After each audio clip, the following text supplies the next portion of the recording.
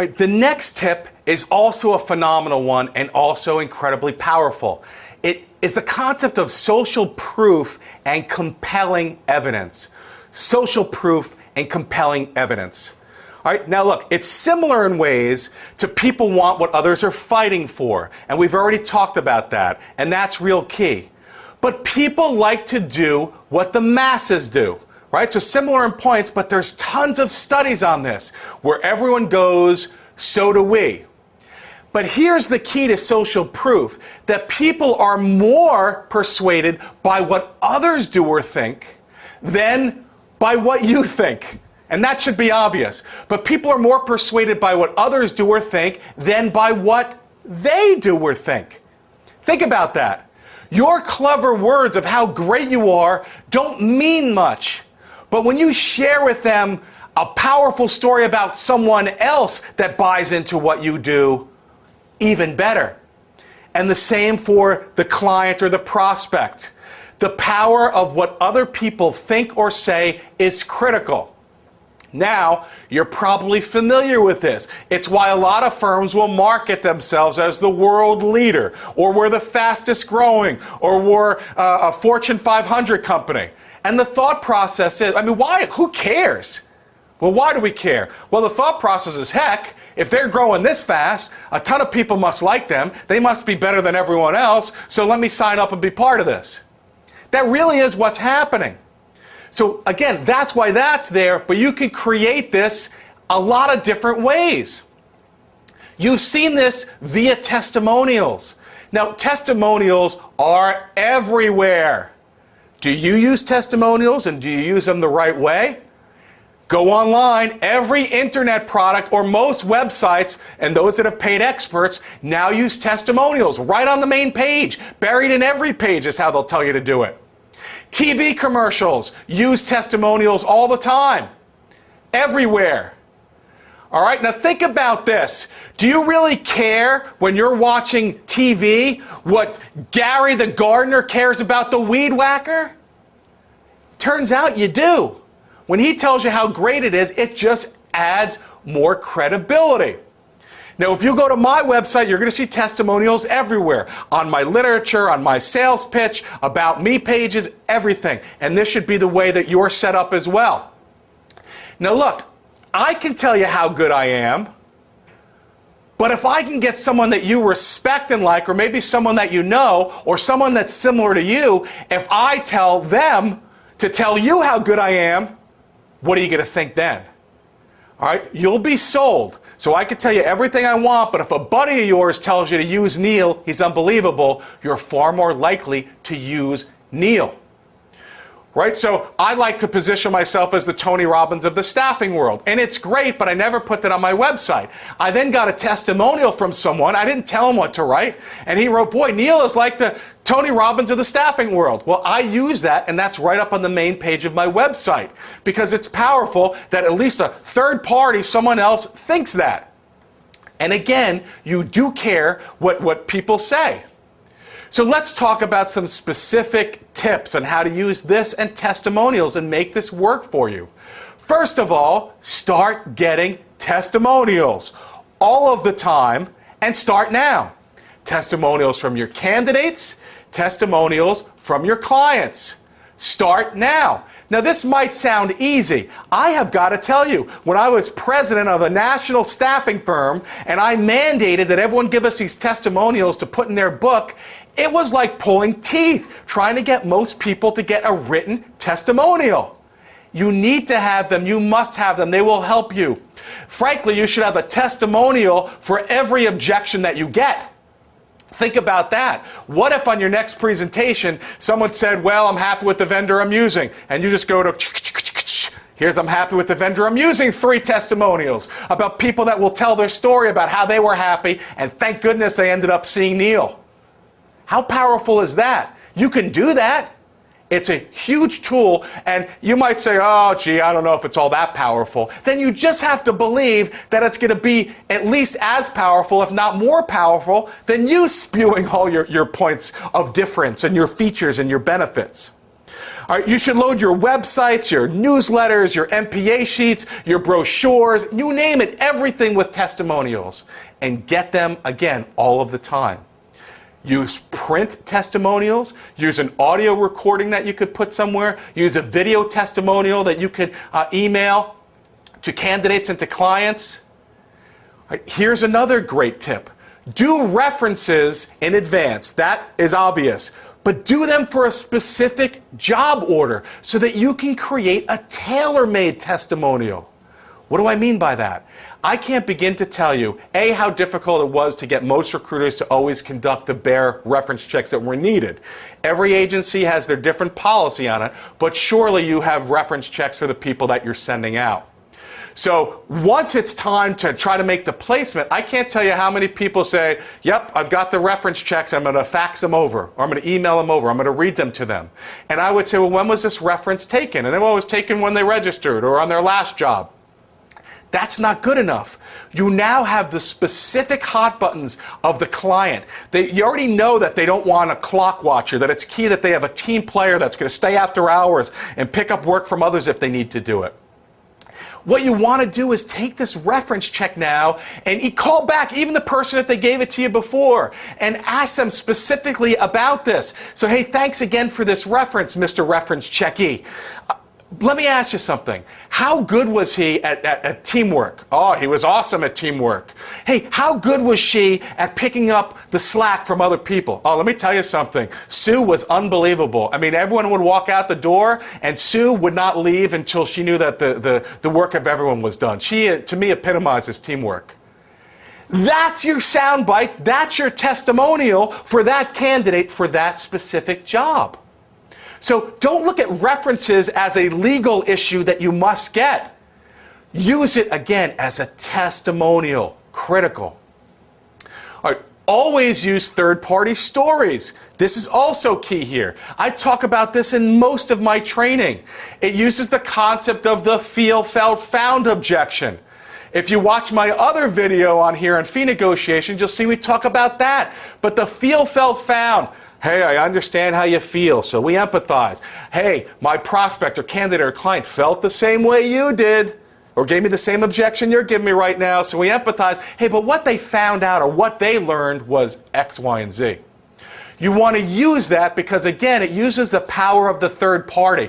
You're going to let them know how, if it's a well-known name, even better, or a big company, even better, how this company or this competitor, boy, they did the same thing or thought the same way you did, but wow, look at what they learned. In essence, look at the testimonial that they're willing to give.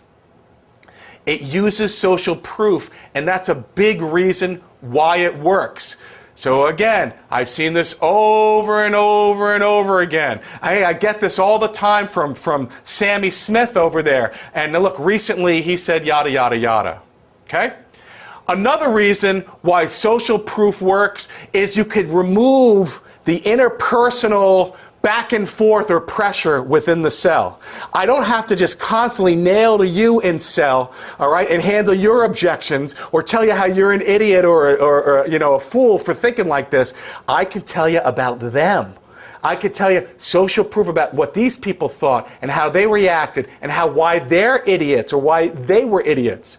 You really can get very aggressive when you use third-party stories about how foolish they were, but you can't look at a prospect or a client and say how foolish you're being. This doesn't make any sense. That'll create friction. It won't be good for your sale, but you can do it for others. Well, Neil, so you're never going to make the connection directly? You can, but listen. They're not idiots. They'll be able to make the connection between the story that you're telling and what it is that they need to do, okay? Nobody likes to be sold to, but they do certainly would be very open to listening how someone else was sold. And that, again, is what you have to use with social proof. Now, if you can get actual names for these testimonials, for these third-party stories, for this social proof, even better, much better than unknown names. And if you don't have that, then list the name or a company, even if they're not known. It's better than anonymous. So what you need to do again is just make sure you've got a gazillion of these. And I know you don't. I know you don't. And anytime I'm working with a client, I go to look at their website, I see their stock 3 testimonial quotes that they've had on their webpage forever. They should be everywhere and they should be compelling. So that means you will not use all of your testimonials. It's why on LinkedIn, I'm amazed at how just about every reference I ever give someone, they accept it the way I wrote it. Surely they're looking for something compelling and specific, and some people lay it out for me. Neil, these are my most 3 compelling points, and please draft it on this. They're very smart. And again, if you ever get anything that's not compelling, ask for a better testimonial or to redo it again. So your most compelling points for any social proof or testimonial is absolutely critical. All right. Now, what goes along with this is I need you on any sales call to a candidate or client to catch yourself when you're just spewing features and benefits, which you might be doing a lot. Catch yourself. All right. If you do that and then you think about what we just talked about and the power of the third party, you're going to be far, far better off. So, again, I think I mentioned why salespeople just don't ask for these. I don't know. Why don't you ask for these? This is what you need to think about. So take a pause now, come up with your biggest objections that you get, and if you wish you had a testimonial for everything that can help you out, what would that be? Then I want you to write these out, and then I want you to go and find people that you've convinced or that have been sold based upon the objection that you just wrote out, right? I gave the example. I'm happy with the current vendors. Then I need you to think of a great client you have that was happy with the current vendors and you broke in, and I need them to craft you a testimonial. You could put it on your website. You could put it on material. Maybe you could, forward elements of that in an email to your different prospects when you're selling, but that's going to work. So we're going through job boards, you name it, add that here, make social proof in the third party work for you because it's ridiculously powerful. All right, next and related is the concept of authority. Now, authority is a bit different, but it really means that people are more convinced emotionally and subliminally by someone that's in authority than by someone who is not. That's why use of great titles do help. Those of you that work in a firm where your owner allows you to keep the title of partner does help. It gives you more credibility. The banks learned this very early on, and they wanted to have more cred with all their customers. That's why just about everyone in a bank has a VP title. It does give more authority. Third-party testimonials are ways that you build this expertise. You should build an expertise page or a section. Have people refer to you as an expert. You can refer to yourself as an expert. All right, why or how are you different from your competitors? How are you an expert? Again, self-proclaimed authority works. People do it on the internet all the time. I'm a guru on this. I'm an expert on this. I'm unbelievable at that. They'll quote people calling them a guru. All right, tell them that you're an expert on matching or knowing this marketplace. And some of you just do it naturally, but I want you to understand not to minimize this authority. It's really critical. If you're new to this business, you can create authority or start using it as soon as you get 1 or 2 great clients. A way that consultants tell people to do it is publish articles. If you publish an article, even if nobody ever reads it or sees it, and you refer them to that online article or print article, you immediately become an expert. So do things like this all the time and let people see the great press that you have, the great web clipping that you have. It's why people send out these mass emails to you. Hey, catch me on TV tomorrow. Catch me at this convention. Hey, catch me in the local newspaper where I did an article on client retention. They do it but by doing that, it sends them the message that there is authority with you, that you are an expert. Okay? The next point is also a critical one, and it's conviction. All right, you don't have to be over the top like I am right now. Conviction sells. All things equal, conviction will outsell non-conviction all the time. I mean, the hidden message is that it's believable. Right? Conviction is critical. Now, there's a ton of studies and articles out there. A lot of you have probably heard about Morabian and the study, and it's really a myth, and I talk about that in a different video on my website, but Morabian is still key. For those of you who maybe don't know it by name, it's the famous study done in the 70s about communication, and they broke down communication into 3 elements. The words, your script, the word choice, etc. The tonality, the tempo, the tone, the how you say it, right? The tonality of your voice, the conviction in the tone, and your body language. You're leaning forward, your eyebrows, your fingers going up. And that study showed that words were only worth 7%. Tonality was 38%, body language was the balance, the other 55%. So many sales gurus and trainers took this to mean, so conviction, and stop with the words. Throw out your scripts. Your scripts don't mean anything. If you just tell them to take the job or to hire you with body language if you can get it, or on the phone with your tone, then you're sold. And that's very misleading because that's not what this study dealt with. The study dealt with feelings and attitudes, and it didn't have to do with general communication.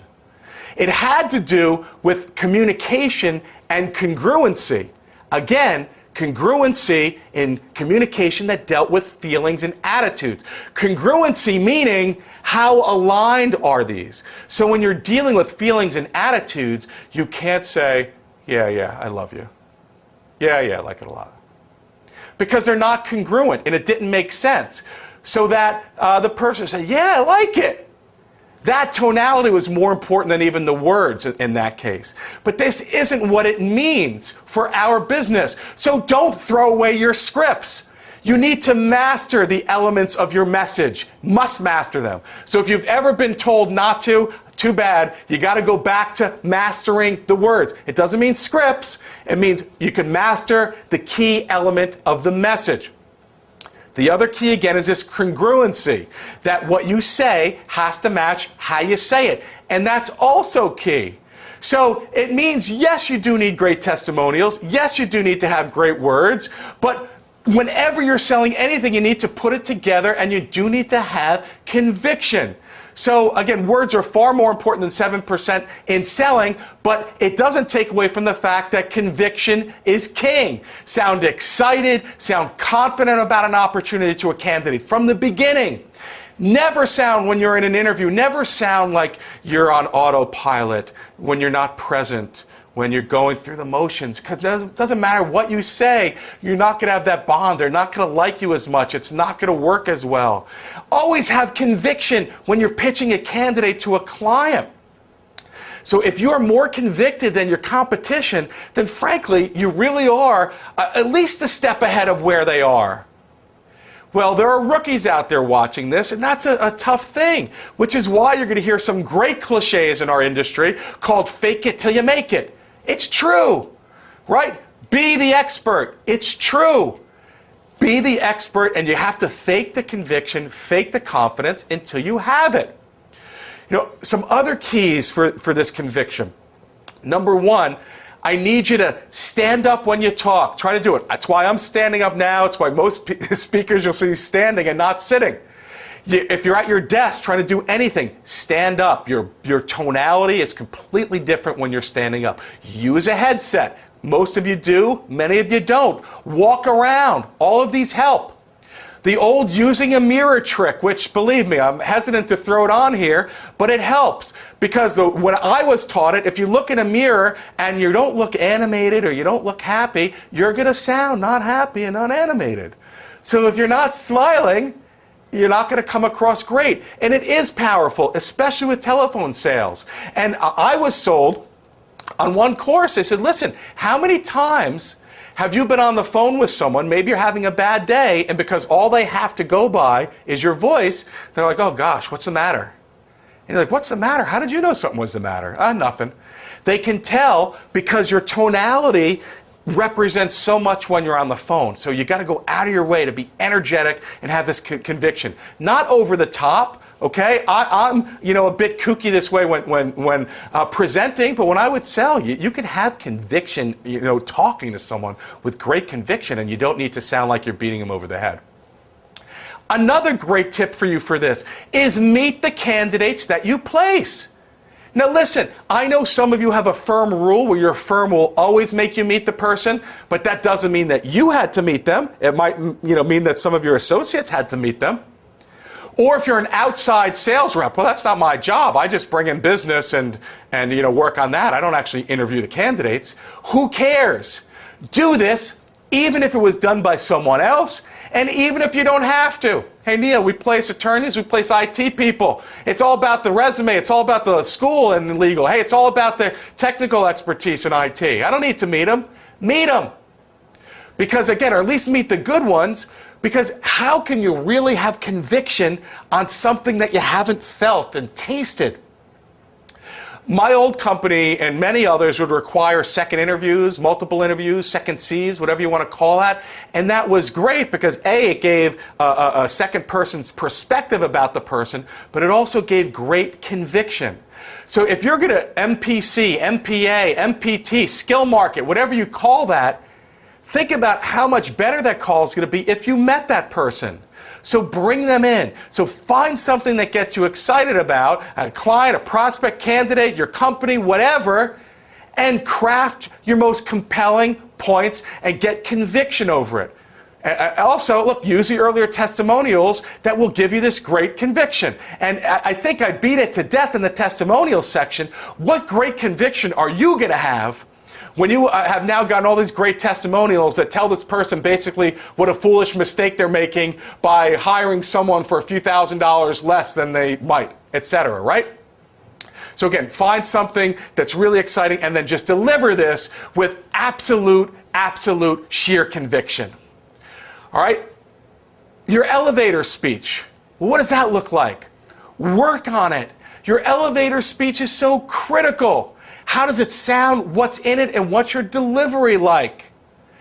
I bet you it's not that impressive. And again, I don't mean to judge. It's just I've spent time with tons of people and they sound very canned.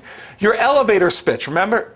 That's the speech that you give when you have 30 seconds in an elevator and you meet a prospect and you're going down to the lobby and you want to tell them everything you can really fast.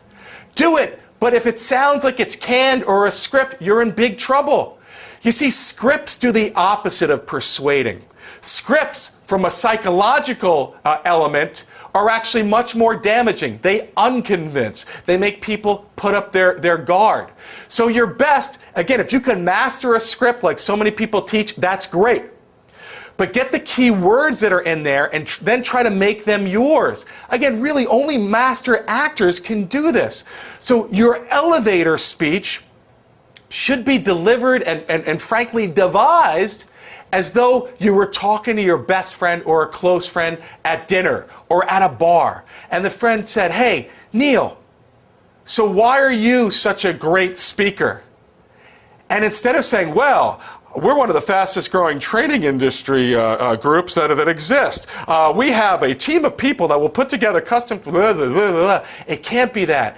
Hey, the reason is because you know what? I ran a desk. I ran every desk. I've risen myself to an executive level. I could speak to all different audiences. I've got something for the owner, manager, blah, blah, blah. I won't do my commercial here. That's what you need to do. When your friends ask you why you're the best recruiter, why they should use you when they've closed it to other firms, this is where you got to come out with your speech. And your answer to them probably is, you want to know what? Because every client I ever deal with tells me they're so happy that they ended up working with me. Because they tell me they were able to see candidates through me at a quality that they're not used to. That's your elevator speech. And if you deliver it that way, then you're going to have passion and conviction with it. The next element is the fear of loss or pain avoidance. And I love this one because this is built into so many different scripts and training guides and everything that you already use. So you probably use it all of the time. But it deals with the fact that the power of the fear of loss versus the excitement to gain something new. So losing something or having something bad happen is more powerful of an emotional tool than gaining something or working to have something good happen. So bad is stronger than good. People are simply more motivated to avoid pain than to seek pleasure. And this is a critical element of persuasion. It also uses the concept of scarcity. But again, think about this. You want to try to get people to avoid pain as opposed to just going for something good. So I'll give you a great example that I think proves it. And some famous trainer talked about this. But people will work much harder to chase a thief who, let's say, took $5 from your table at your restaurant than you would to earn $5. For example, if you had someone that just took that and ran off, you would probably chase them for blocks or try to deal with it. Now, yeah, Bill, because it's wrong, but because you don't want someone stealing $5 from you. You would not probably spend a fraction of that time if you had the opportunity to earn $5. One example that cracks me up is on a business trip that I took years ago.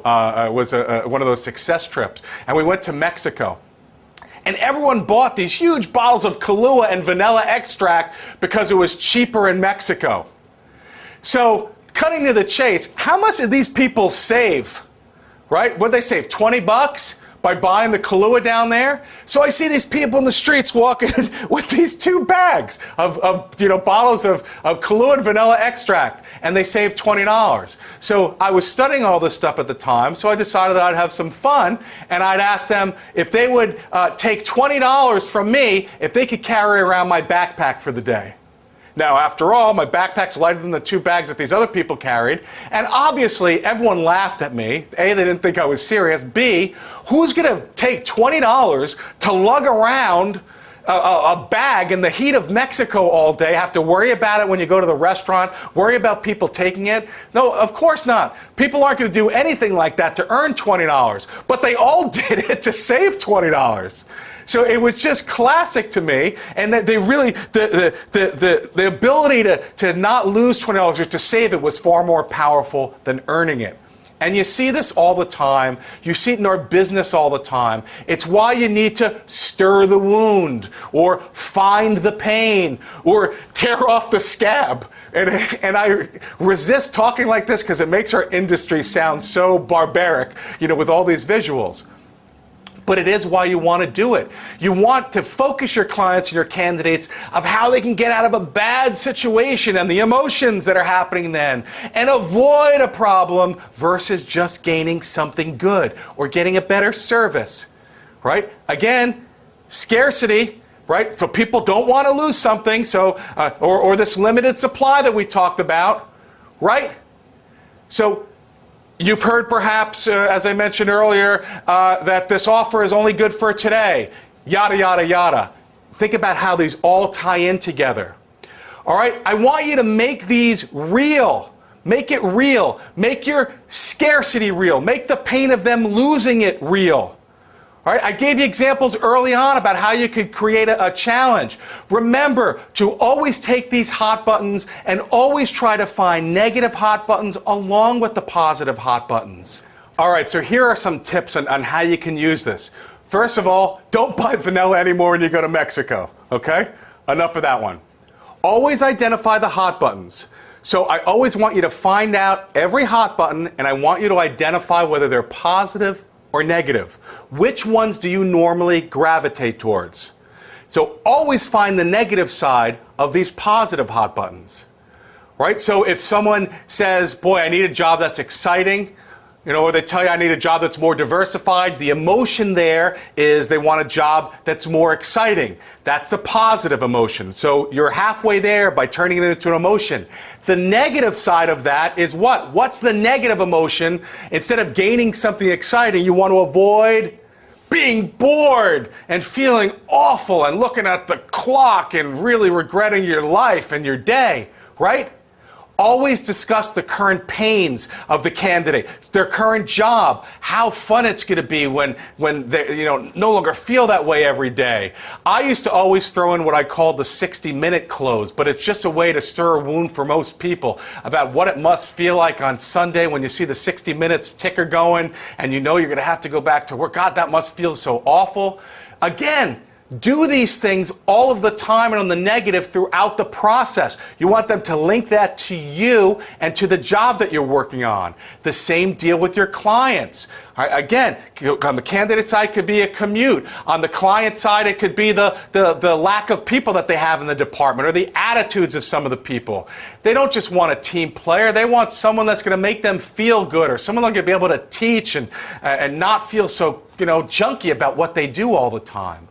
So just do this for everything. I think it's self-explanatory. You've seen it in a lot of your closes, but make sure that all of your selling points, all of your pitches, all of your testimonials, all of your scripts, all use both sets of hot buttons, negative and positive. And I want you to do this all the time. Have these stories and use them during the interview, during a matching call, during a prep or a brief, during a debrief, during your prospect sales call appointment. Always, always do them. Finally, here is another one that's tremendous and obvious, but so easy for you to put this into work on an everyday basis. And that's, quite frankly, that people like to be liked. And as my old boss used to say, people like people who like them. In other words, flatter to the moon. People will be more convinced by you if they like you. It's a fact. Convinced. They will get more of your message if you like them. And people, again, they like people who like them. It's just human nature. So you know this, and you've done this probably early on in your sales appointment career, but it's critical that you show your like, show your interest, and flatter. And I mentioned earlier congruency. Now it's really critical that you do have that congruency. And flatter people and compliment them, and don't be fake and don't overdo it. But your objective is to get them to know that you like them, your candidates and your clients. So how do you do it? It's simple. I know you've done it with people that you genuinely like, and guess what? The people you genuinely like turned out to be pretty darn good candidates and clients. So I want you to find 3 things about any candidate that you meet that could be impressive. I want you to tell them in your meeting, on the phone, that you're impressed and why you're impressed.